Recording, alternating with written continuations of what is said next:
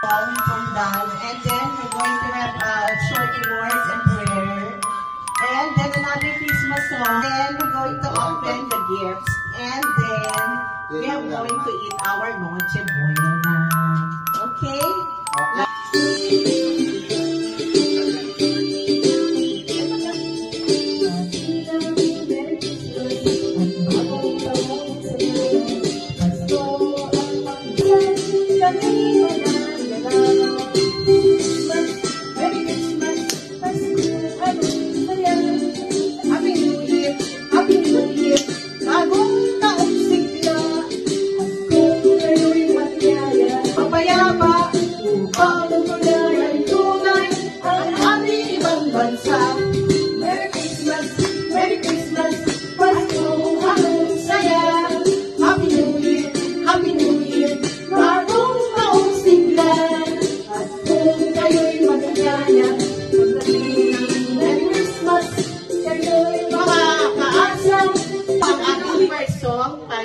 So, mag-start naman tayo ng games, okay?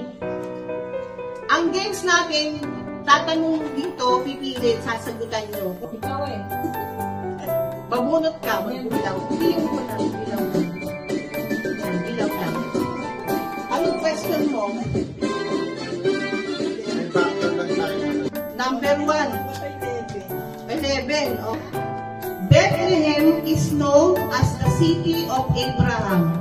True or false? What's your answer? Wrong.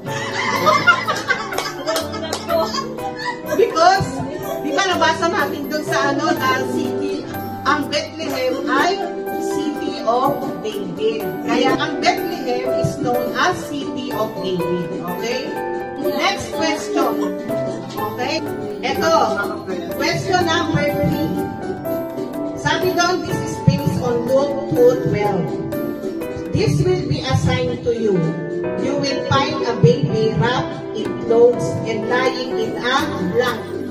Lying in Bethlehem. Ano Ito. In Luke 2 verse 12, sabi, Tagalog or English, Tagalog eh. Sabsaban. Okay. So, tama sagot mo, meron kang 100. Sabsaban yun eh. Ikaw nang bumasa ng tanong mo sa sarili. Where in the Bible do we read about the Luke particular 2. Luke 2. Doctor Luke. So, you have another one.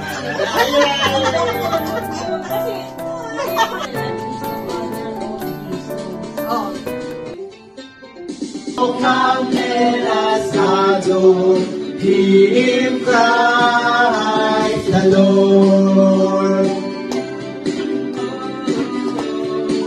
For to us a child is born, to us a son is given, and the government shall be upon his shoulder, and his name shall be called Wonderful Counselor, Mighty God, Everlasting Father, Prince of Peace. Of the increase of his government and of peace, We're so thankful to us. Si Jesus. Ng tao, silip tayo dahil sa kanyang, dahil sa ating kasalanan, siya yung no one comes to the Then Father 14 except verse also, Jesus answered, I am the way, the truth, and the life, that no one comes to me but by sige na po. Yung John 3:16. So, magpipray na tayo, tapos let's pray. Let's pray na. Father God in heaven, we just want to thank you. We want to honor you. We want to bless you, God. Lord, maraming po sa Lord God. Maraming salamat, Panginoon. In Jesus' name, we pray. Amen. Amen. Ang amen ang bilis eh. Okay, so the next part of the program is the song Newborn King, peace on earth and mercy mild, God and sinners reconciled, joyful all